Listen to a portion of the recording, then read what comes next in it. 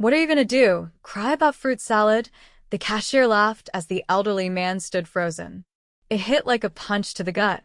But let's rewind. Sebastian Graves inherited the 12-store fruit cafe chain from his late father 3 years ago. It had been a family-run operation for decades, known for fresh fruit bowls, smoothies, and light meals. After scaling it up with a new corporate structure, Sebastian took a step back from day-to-day decisions. He focused on growth, data, and big-picture planning. But lately, numbers from Store 7 located in a busy strip mall had dipped. Customer reviews were inconsistent. Some praised the food, others slammed the service. He'd never visited that location in person, so he came up with a plan. Using a fake name, dyed hair, a trimmed beard, and glasses, Sebastian posed as a quiet freelance food blogger named Elliot. He walked in on a Thursday afternoon, wearing a hoodie and jeans.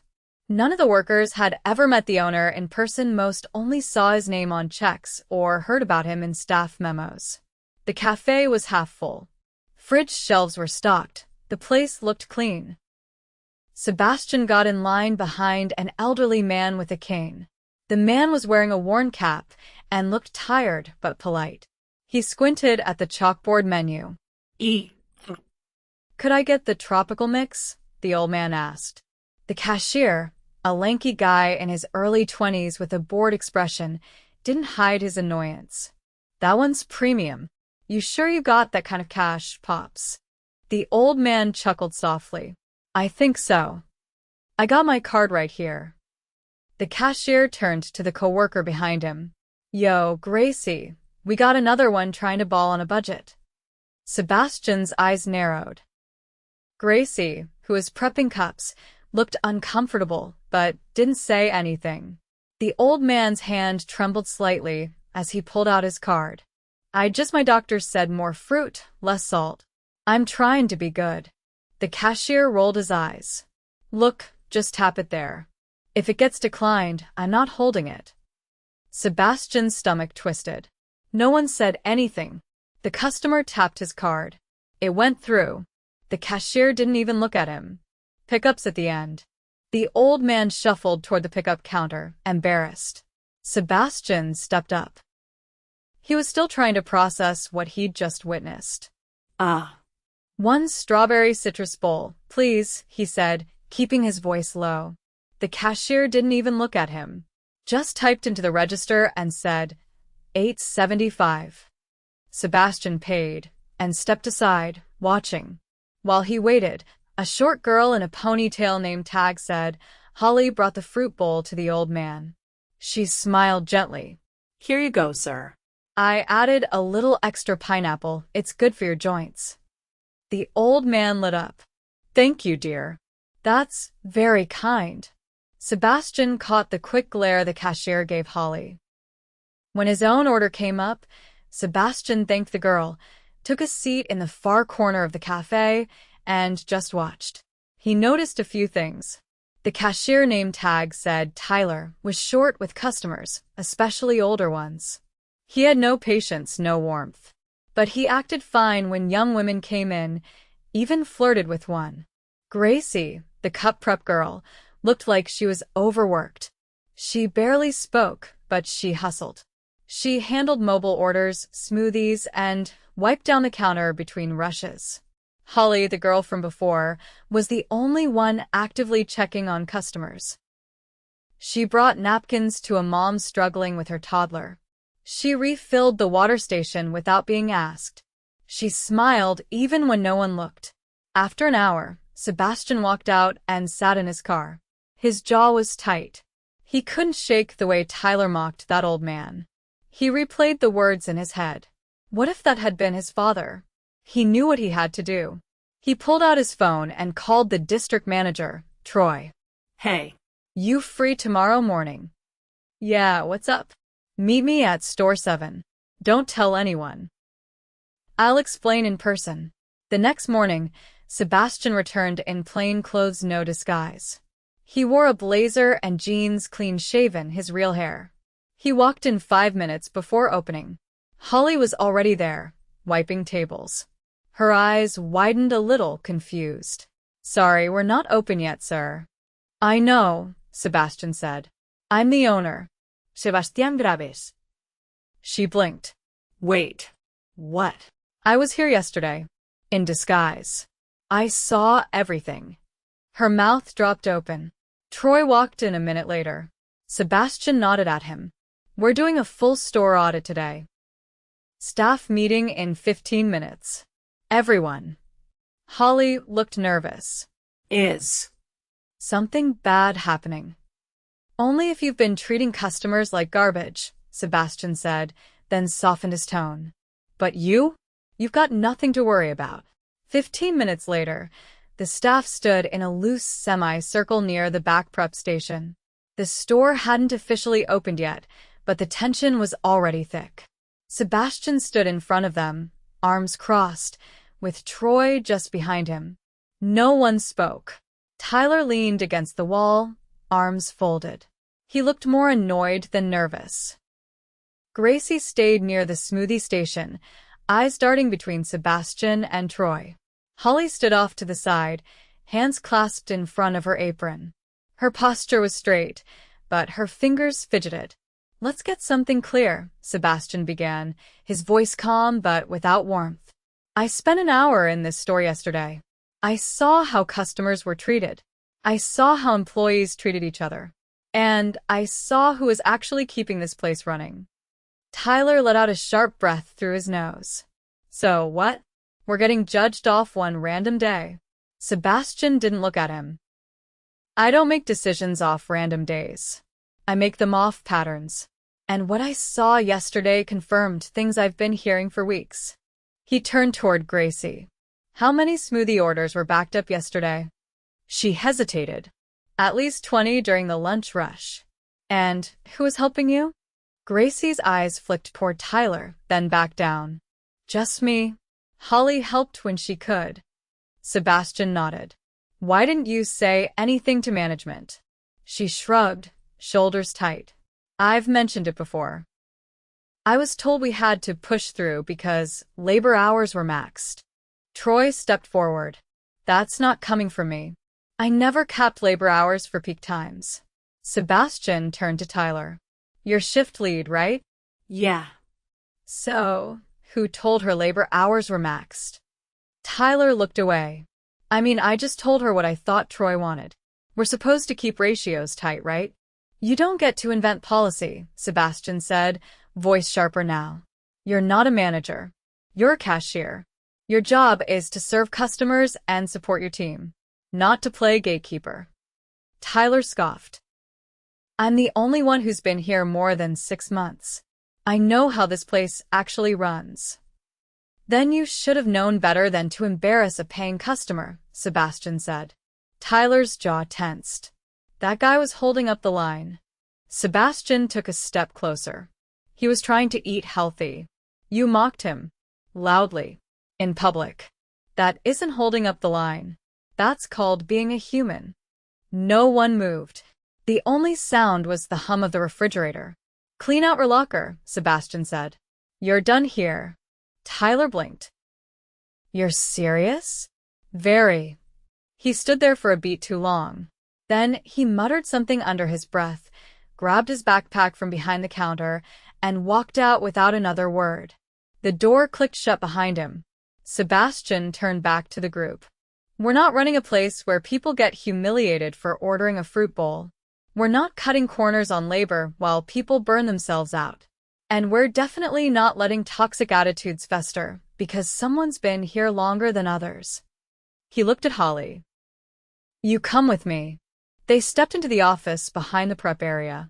It was small, barely enough room for 2 chairs and a desk. A stack of unopened mail sat in the corner. Sebastian closed the door behind them. I saw how you handled that customer yesterday, he said. The man with the cane. She nodded, unsure where this was going. You didn't know I was watching. You weren't putting on a show. You just did it because it was the right thing. She looked down. I didn't think it was anything special. I just didn't like how he was being talked to. Exactly the kind of judgment I want in leadership. Her eyes lifted. Leadership? You're shift lead now. Effective immediately. She blinked. Wait, what? I thought Gracie. Gracie's not ready for it. She's got potential, but she needs more support first. You've already been doing the job without the title. I don't know. I've never run a shift before. Sebastian picked up a manila folder from the desk. You'll get training. And authority. You'll be allowed to adjust station assignments, rotate breaks, cross-train. No one gets dumped on. If someone's falling behind, you redistribute. If anyone pushes back, they come to me. She was quiet for a moment. Then, okay, I'll do it. They stepped back out into the main floor. Troy was assigning a floater from another location to cover Tyler's shift for the day. Sebastian didn't interrupt. He walked over to Gracie instead. You've been doing too many roles at once, he said. That ends now. Starting tomorrow, we're bringing in a second prep hand during peak hours. You'll also get time to train on register if you want. Gracie's shoulders dropped slightly. That would help a lot. Good. You've been holding the line more than anyone realized. That doesn't go unnoticed anymore. The front door opened as the first customer walked in. Sebastian stepped aside as Holly moved behind the counter. Her first act as shift lead, she asked Gracie to handle smoothies, asked the temp worker to run mobile pickups, and took the register herself. It was smoother than the day before. Not perfect, but the energy had shifted. Customers were greeted. Orders were repeated back, for accuracy. When a woman with a stroller came in, Holly offered to carry her drink to the table. Sebastian watched quietly from a stool near the door. He didn't interfere. He just observed. Around lunchtime, a man in his 40s walked in wearing a maintenance uniform.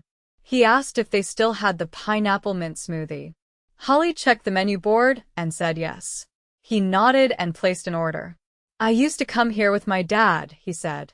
He passed last year, but this was our spot. He loved this place. Holly smiled gently. We'll make it just the way he liked. Sebastian felt something shift in his chest. Not guilt. Something heavier. A recognition of what had almost been lost. Later, in the back office, he sat down with Troy. I want a full audit of all 12 stores, he said. Surprise visite. No warning. I want to know what's actually happening at ground level. Troy nodded. You thinking about doing more undercover? Sebastian leaned back. No. I'm thinking about hiring people who don't need disguises to tell the truth. The phone buzzed. A message from corporate HR. Tyler's exit had been processed.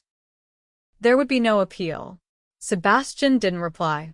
He closed the phone and walked out into the café. The old man from yesterday hadn't come in today. But when he did, Sebastian planned to be there. Not hidden. Not anonymous. Visible. Accountable. And ready to listen. By Monday morning, word had spread. Not just within Store 7, but across the entire district. The owner had gone undercover. Someone had been fired on the spot. A cashier with a reputation for snapping at customers was gone, and a quiet team member had been promoted. The ripple effect was immediate and uncomfortable. But for the first time in a while, people were paying attention. Holly arrived early again. Not because she had to, but because she wanted to walk the floor before opening. There was still tension in the air, but it wasn't fear anymore. It was anticipation. She checked the fruit delivery herself, noticed the bananas were underripe, and flagged it in the digital inventory system. She asked Gracie to double-check the strawberry crates, then made a note to sanitize the blender lids again before the rush. Sebastian had made it clear. Her authority wasn't symbolic. She was responsible now. By 8:30, customers began trickling in. One of them, a woman in a navy pantsuit, looked around before walking up to the register. You're the new shift lead? She asked. Holly nodded. Yes, I am. Can I help you? I'm from operations, the woman said. Sebastian asked me to do a spot quality check. Just observing for now. He doesn't want procedures, he wants reality. Holly nodded again. Understood. You can stand wherever you like. I'll walk you through what we're doing differently since last week. The woman stepped aside with a clipboard, watching carefully. At 11, the pace picked up. Mobile orders began stacking. Gracie was juggling 2 blenders, and the new hire, a part-time barista from another store named Jalen, was learning the topping layout.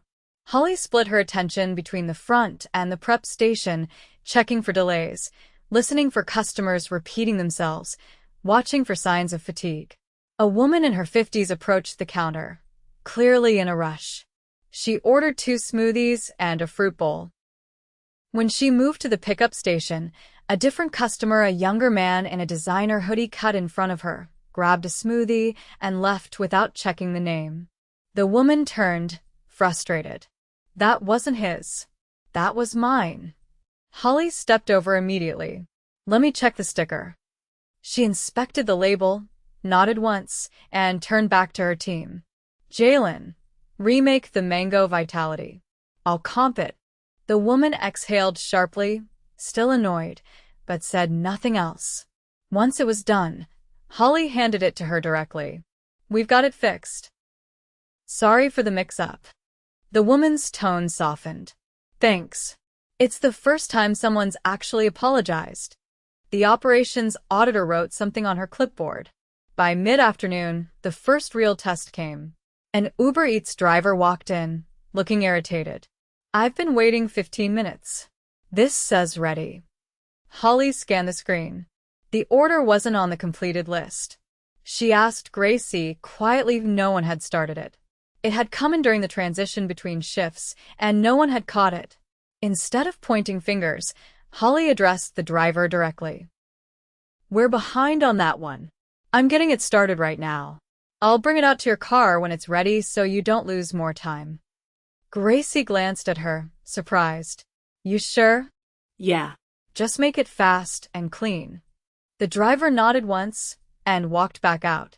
Holly helped pack the order, then ran it out herself 5 minutes later. The driver took it without a word. But from the register, Jalen watched the whole thing. Later, when there was a lull, he walked over. You didn't have to do that yourself. I didn't want him walking back and angrier. It's easier to fix it out there than in here. Jalen scratched the back of his neck. Not used to shift leads doing that kind of stuff. I'm not used to being one, she said. But we're not going to run this place like the last guy did. That night, after closing, Sebastian returned.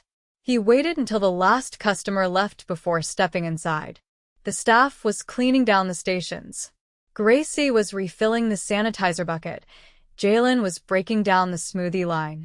Holly met him at the counter, wiping a damp cloth across the register screen. How did it go? He asked. We had some close calls. Few missed orders. But no one yelled. Everyone helped. Sebastian leaned on the counter. Good. I saw the audit notes. You passed. But that doesn't mean you ease up. I wasn't planning to. He looked around. Where's Troy? Called in. Said he's handling the payroll backlog from last week. Sebastian nodded. He'll be back tomorrow. I've got a new district-wide protocol I want him to implement. All shift leads get 30 minutes of protected planning time before their first rush. No exceptions. That'll help. A lot. One more thing, he said, lowering his voice. We found something when we pulled Tyler's employee file. Holly frowned. What? He'd been written up twice for mocking customers. One was a woman with a speech impediment. The other was someone with a visible disability. Her stomach turned. Why would he still be on payroll? Because regional management never escalated the reports. They were marked as resolved verbally. That's why I'm cleaning house. She folded her arms. You think there are other stores with people like him? I know there are. And I'm going to find them. At that moment, Gracie joined them. Everything's cleaned. You want me to lock up? Yeah, Holly said. I'll count the drawer. Gracie hesitated. Hey, I wanted to ask. If you ever need someone to learn register, I'm down. I just didn't want to ask last week with all the stuff going on. Holly smiled at her. Thanks for saying that. You'll shadow me tomorrow during the morning shift. Gracie nodded, clearly relieved. As the team filtered out, Sebastian lingered. He watched as Holly closed the register, logged the final report, and turned off the front lights. She didn't rush through it. She didn't cut corners. When she finally turned to him, he said, "You've got instincts I can't teach. But don't burn yourself out. If leadership becomes survival, you'll lose your edge." "I'm not trying to prove anything," she said. "I'm just trying to make it fair." "That's exactly why I picked you." Outside, the parking lot was quiet. A few streetlights buzzed overhead. Holly locked the door behind them and pocketed the key. Before Sebastian left, he paused. "By the way," he said. "The man with the cane? The one from Thursday?" His son called the company line. Said his dad hadn't been out in weeks. "Your kindness meant more than you think." Holly didn't say anything, just nodded once. Sebastian got into his car and drove off. She stood there for a long moment, watching the taillights disappear down the road. Then she turned, walked to her bike, and pedaled home in the dark, tired, but steady. Tomorrow was another shift, and she'd be ready. The following week moved with a different rhythm, measured, cautious, deliberate. That nervous edge hadn't vanished, but it had evolved into something sharper: awareness. People who used to coast through their shifts now looked over their shoulders, not out of fear, but because they'd seen what happened when standards were ignored. And more importantly, they'd seen what happened when someone actually paid attention. On Wednesday, Sebastian returned to Store 7, this time unannounced, as himself. No disguise, no camera crew, no warning. He arrived just after the lunch rush, the most honest hour in any food service operation. The adrenaline had worn off, but the floor hadn't recovered yet. It was the perfect time to see what habits had stuck. As he stepped inside, the first thing he noticed was the counter. It wasn't spotless, but it was wiped down. 3 employees were on rotation, each clearly handling a distinct role. Holly was mid-conversation with a customer, an older woman asking about allergens. Holly didn't flinch or hand over a laminated sheet. She answered directly, calmly, and double-checked with prep to confirm. Sebastian didn't interrupt. He grabbed a seat at the side wall, in view of the register but out of the way. He wanted to watch not the performance, but the cracks. Gracie was at the smoothie station again, moving with a pace that was steady rather than frantic. Jalen had taken over register duty. He greeted each customer with a quick rundown of new specials, and when one asked about a missing item, he didn't deflect. He checked the stock list and offered a substitute. That was new. Sebastian waited until the lull between waves to approach the counter. Holly spotted him first. "We're a little behind on dishes, but I've got notes if you're here for review," she said. "I'm not," he replied. "I'm here to talk." She gave a small nod and signaled to Gracie to cover the register. Then she led him to the back office. It was tighter than he remembered. The box of old menus had finally been removed, and the back shelf held neatly stacked supply logs. Holly sat down, her posture straight but not stiff. "You seem more settled," Sebastian said. "I'm not," she said, "but I'm more prepared." "That's better." He glanced at the whiteboard mounted behind her. It had rotating tasks for the week, with initials next to each one. No one was doubling up. No one was missing. "You're managing without excuses," he said. "I'm managing with limits," she replied. "We still don't have coverage for the evening rush. Gracie's pulling doubles this weekend. You said we'd get 2 part-timers transferred in, but so far it's just Jalen." "They're coming," he said. "But I held the transfers until I saw how you handled pressure. I didn't want to dump new hires into chaos." She leaned forward. "Then let me be clear. We're not collapsing, but we're not stable either." Sebastian nodded. "You'll have both by Friday. One from Store 3, the other's new hire, onboarding today." She exhaled, then paused. "There's something else." "Say it." "Jalen's good. But he's not consistent. He's late twice this week." Not by much, but enough to throw things off. Sebastian didn't need elaboration. I'll speak to him. Quietly. No write-up unless it repeats. She nodded. That's fair. He stood. You still want this role? She didn't hesitate. Yeah. But I need to know something. Go on. This whole thing what you did, going undercover, was it just for the store? Or is it a real shift in how you lead? Sebastian didn't respond right away. I used to think spreadsheets told the truth, he said. Then I watched a man get humiliated in one of my stores, and the data never showed it. Holly didn't look away. I won't disappear again, he added. He left her with that and stepped out into the main floor. Jalen was at the register, handling a customer with a complicated allergy order. He seemed focused, but there was hesitation double-checking every modifier, glancing twice at the screen. When the customer left, Sebastian approached. Walk with me, he said. Jalen followed him to the side hallway near the storage closet. You've been late twice. Jalen's shoulders stiffened. I know. My other job, not my concern, Sebastian cut in. You have a role here. If you can't keep time, I need someone who can. I'm not trying to disrespect the job. I don't care about the words. I care about the hours.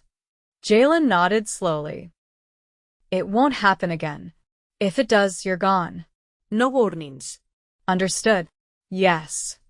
Sebastian let that hang in the air for a moment, then walked back toward the front. By the afternoon, a new face entered the store. A young woman in her early 20s, short braids, black polo, and worn sneakers. She walked with quiet confidence and introduced herself to Holly as Lena, the new part-time hire. Holly handed her a clipboard. We're not formal here, but we're structured. Read that before shadowing Gracie. If anything's unclear, ask. Lena nodded, tucked the clipboard under her arm, and followed instructions without hesitation. That small exchange told Sebastian two things. First, Holly had internalized leadership. Second, she wasn't waiting for someone to fix things, she was building a system. He stayed until closing. By then, Lena had run her first solo smoothie order. Jalen had completed his shift without incident. Gracie had trained Lena on sanitization without prompting. And not a single customer left without being acknowledged.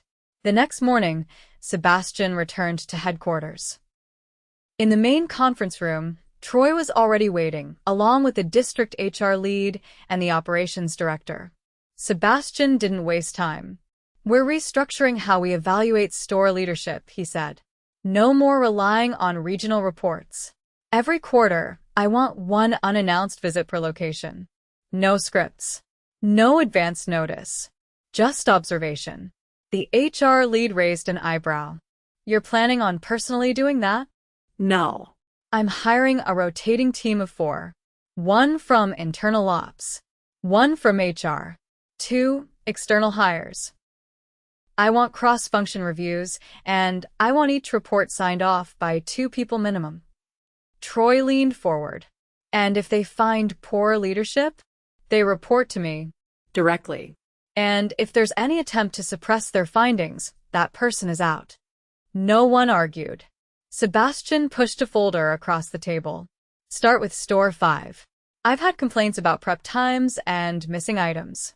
If I see the same patterns I saw at 7, we'll be making more changes. The meeting ended quickly. Back at Store 7, Holly posted a new rotation schedule. Gracie's doubles were cut down to 1. Lena was slotted in for 3 evening shifts. Jalen was rotated off register for 1 day to cross-train in prep. No one complained. They understood the stakes now. That afternoon, the man with the cane returned. Holly noticed in the moment he walked in. She stepped forward before he even reached the counter. Welcome back, she said. You want the tropical mix again? He smiled. You remembered. Of course. We've got extra ripe mango today. You'll like it. Gracie passed by and gave the man a small nod. He nodded back, then slowly made his way to a seat near the window. Sebastian, watching from the side wall again, didn't say anything. He didn't need to. Everything that needed to change already had. The systems would keep evolving. The policies would keep tightening. But the heart of the business, the reason it existed, was back where it belonged. Not in the boardroom, but in the quiet moments between a customer and a cashier, where dignity was either upheld or destroyed. And now, finally, it was being upheld.